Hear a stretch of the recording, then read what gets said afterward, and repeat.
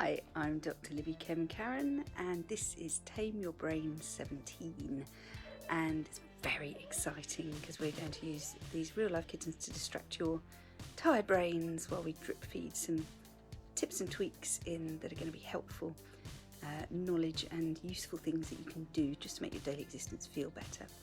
We all need that right now, and if kids are watching today, I'm going to target this a bit more towards you, or if you own your very own teenager, as I know you're feeling all the feels too, and you may not know what's going on in your brains, and none of us really do know what's going on in our brains at the moment because we're still in this novel threat mode and we're not in possession of all the data. So our brains are casting around looking for info. So happy faces on. Here begins the 10 minutes of kitten therapy. And everyone just breathe and start to take in that magical oxytocin flow. And we're going to start looking to move our brains out of fight or flight and into this hug and hold mode and get the happy drugs flowing. So here are the babies for today, and we're letting them out because guess what, guys, they're beginning to walk. So we're going to see some little bit of walking going on today. So I've switched angles a bit so we can see more action of our babies. So Evie, if you'd like to feed Mama, then we can get her happy as well. And then I'm just going to pop this down here. There we go. Hey babies. So here comes little mini Queenie tottering along her little legs. She's having a really good go. Look, I've even hoovered today, you can see the floor's even better. So they're all beginning to start exploring their boundaries. So this is where we need to start helping them. And this is what our kids do as well. And in terms of where these guys are coming up to their third week. We're going to have their third birthday party tomorrow. There'll be cake for me. Hello Pingu, here comes Pingu. Hi. So this is what they start to do, is they start to broaden their territories, they start to explore a bit more, they start to find out what's around them. And as we can see over there, we've got little Stripe going completely the other way. And our choices in life are based on our boundaries. We have a choice. So we can either be reactive and we can feel all the feelings that wash over us one after another as our brains are triggered. Or the alternative is we can choose the feelings we live in. So you tell me what sounds better, being at the mercy of the external triggers that push us into a place that's uncomfortable. So that can either be scared or anxious or tired. And let me just check in with you.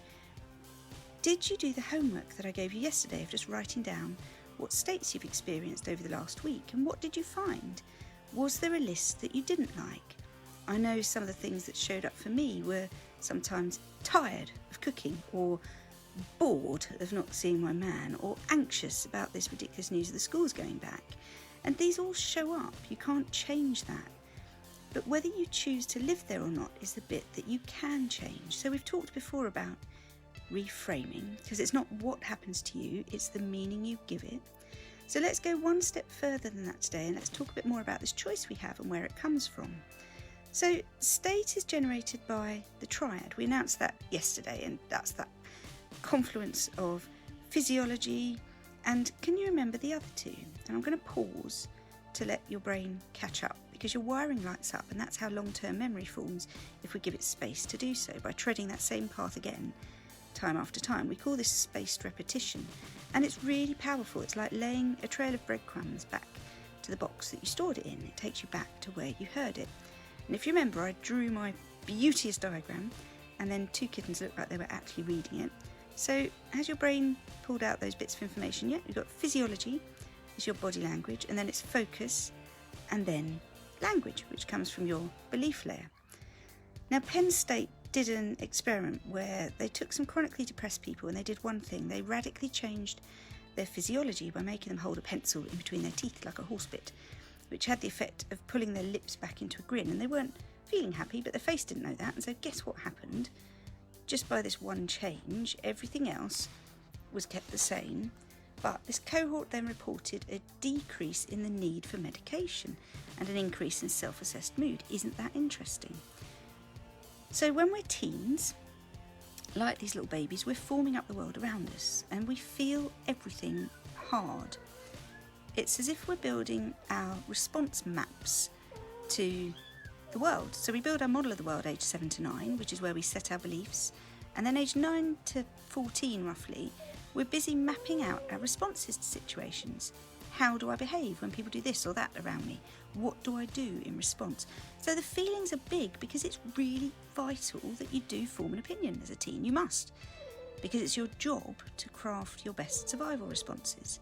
So I was on a speaker panel this morning talking about how to influence people using this behavioural psychology that I specialise in, either for business or one-to-one. And a question was posed of, can you influence people or make change in people subconsciously? And the answer, Glenn, is yes, you can.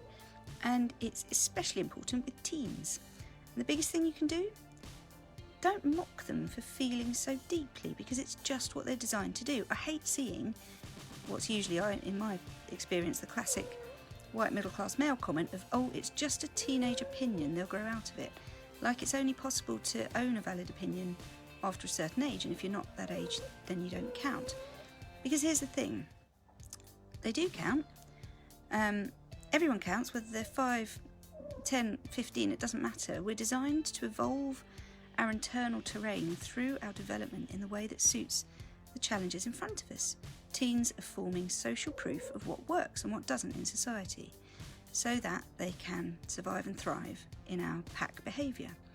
Anyone here had a Lord of the Flies style school experience? Yeah, me too. Kids are brutal, and they select what they call the in-group behaviours and the out-group behaviours, and if you don't show that you belong, watch out, because there is pack rejection. So for teens and for us knowing how to manage your brain and switch between reactive and resourceful states, it's imperative. And if we want to trigger happiness, then we need to know what that looks like and what it doesn't.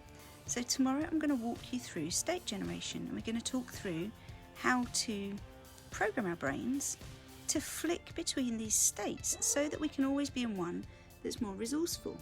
And here's little Pingu having a little wobble. She's doing her very best to have a little walk, so let's have a look at her as our kitten for today. It's not that she's lost her mum, she's just shouting about it. It's hilarious. So as we're watching these little beauties grow up, we've got to remember that around us, our kids and our grandparents are either side of us, you know, and at the one end we've got the feeling of how this is how I did it, so you should do it this way, and at the other end we've got teens saying, don't do it like you've been doing it, do it this way. And it's a bit exhausting having both those influences if we're stuck in the middle. But the thing is, the grandparents do know, they have experience, they have built their models of the world over years and years and years more than we have. But by the same token, the teens do know as well, because they're building it brand new, so they're not coloured by past prejudice or past experience. And so we have to listen to both. We have to, being in the middle, take both sides of the story, because both count and both have merit. So I'm going to wrap up for today. Beautiful little wandering around today, and there's going to be more of that as we go along. Thank you for coming along today. I've been lucky enough to speak at a couple of panels today. I've been at a festival called Sustainable-ish. These are posted on my Facebook page, Libby Kemkaran, and I think they'll be making their way to the website soon as well. They're really interesting. One of them was about the gender bias in sustainability and how it's a female-dominated sport at the moment. We need more blokes. And the other was about this creating change in people. So if you're interested in either of those, do pop along and have a look. It's free to look at. It's a great resource for right now, so get on board. If you'd like more support personally, if there's anything I said that's resonated with you, do get in touch, drop me a line, or just book in a free clarity call on my website, kemkaran.com. Those of you that are new to this, there's a whole series of videos around this. This is part 17, all the others are on the website too. And equally, you can sign up for the newsletter there. So thanks for coming along, guys, and stay well, and I'll see you tomorrow. Bye.